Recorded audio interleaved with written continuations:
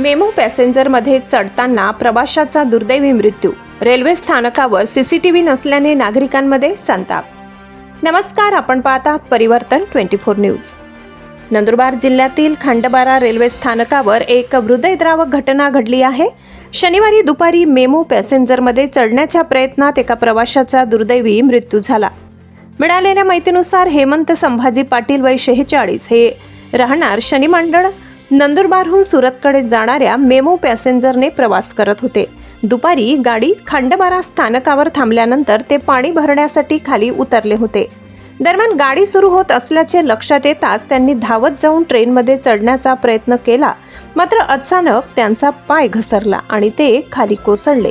या भीषण अपघातात त्यांच्या डोक्याला गंभीर दुखापत झाली. स्थानिक नागरिकांनी तात्काळ मदत करत त्यांना खंडबारा ग्रामीण रुग्णालयात दाखल केले, मात्र प्रकृती गंभीर असल्याने त्यांना नंदुरबार जिल्हा रुग्णालयात हलविण्यात आले. दुर्दैवाने उपचारादरम्यान डॉक्टरांनी त्यांना मृत घोषित केले. या घटनेनंतर खंडबारा रेल्वे स्थानकावर सीसीटीव्ही कॅमेरे नसल्याचा मुद्दा पुन्हा ऐरणीवर आलाय.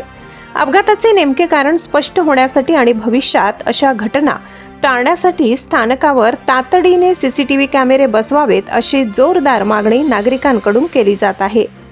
अशाच ताज्या आणि विश्वासार्ह बातम्यांसाठी परिवर्तन 24 न्यूजला सबस्क्राईब करा, लाईक करा आणि शेअर करा.